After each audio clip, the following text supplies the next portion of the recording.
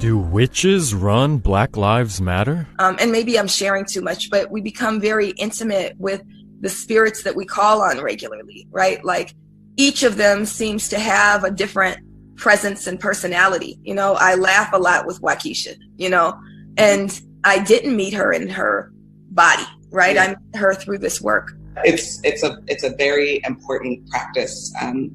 Hashtags are way more than a hashtag. It is literally almost resurrecting a spirit so they can work through us to get the work that we need to get done. I started to feel personally connected and responsible and accountable to them, both from a deeply political place, but also from a deeply spiritual place. And always, you know, in my tradition, you offer things that your loved one who passed away would want, you know, whether it's like honey or tobacco, or things like that. And it's so important, not just for us to be in direct relationship to our people who've passed, but also for them to know we've remembered them.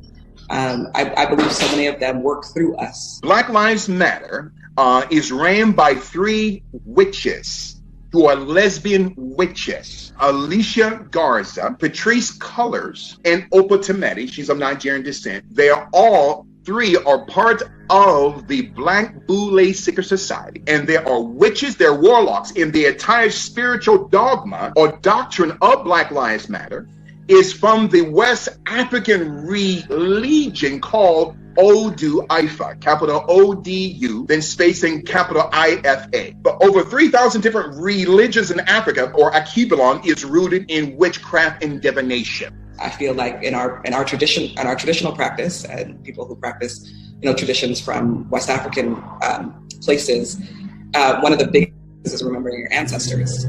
And I feel like part of the story, the building of BLM, was about remembering and remembering our people, not based off of a white supremacist memory, which would be about, you know, slandering them and putting their names in the newspaper and showing their mugshots, but instead remembering them from the place that their mothers and their fathers and their family would want us to remember them in, even if we didn't know them personally. So these 3 witches, Alicia Garza, Opa Tameti, okay, and Patrice Cullors, are using the psyop of the witchcraft religion of Odu Ifa, which concentrates on 16 points of demonic possession and demonic influence through demonic performance of what? Libations.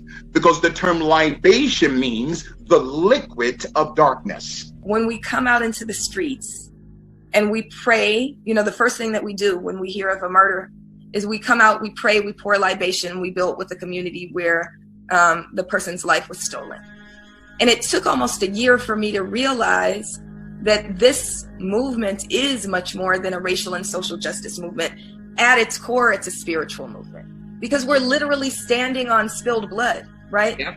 And you can't pretend like that's work that's just like some organizing work. That's, you know, that's some serious stuff, right?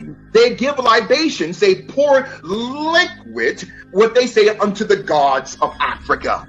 It's all built on witchcraft. When we say the names, right? So we speak their names, we say her name, say their names. We do that all the time, that you kind of invoke that spirit, and then those spirits actually become present with you, right? So then Black Lives Matter has 16 chapters in the United States and in Canada, which each chapter represents a name of a god or goddess in the Ifu religion called Odu Ifu, which has 16 points, 16 chapters of demonic possession. Black Lives Matter, they're operating through both omnikinesis and telekinesis. It's witchcraft. Wherever they go to create mayhem and destruction, they send witches, and every satellite head, every person of these 16 chapters of Black Lives Matter, they are a witch and a warlock. So with Black Lives Matter, they have molded themselves after a serpentine psychology.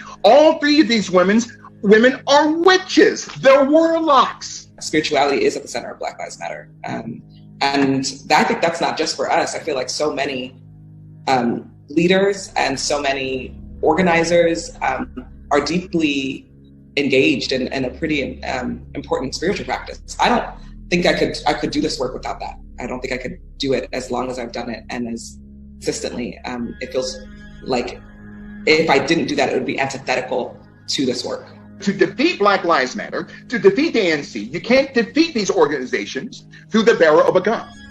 You can only defeat the ANC and Black Lives Matter through spiritual warfare. In the Bible, both the Old and New Testament, it's clear that when we die, we no longer have cognitive thought, or, obviously, the ability to communicate, as if we are asleep.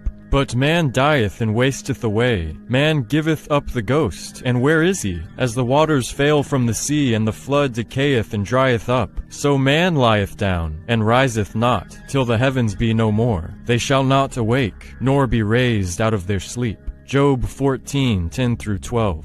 So, if the founders and leaders of Black Lives Matter are in fact communicating and speaking with spirits or entities, who are they talking to? Demons? Or are they just talking to themselves? Whether actual contact is made or not, these sort of practices are forbidden by God, as clearly described in Deuteronomy 18:10-12. There shall not be found among you anyone that useth divination, or an enchanter, or a witch, or a charmer, or a consulter with familiar spirits. For all that do these things are an abomination unto the Lord. Again, is Black Lives Matter run by witches, or just crazy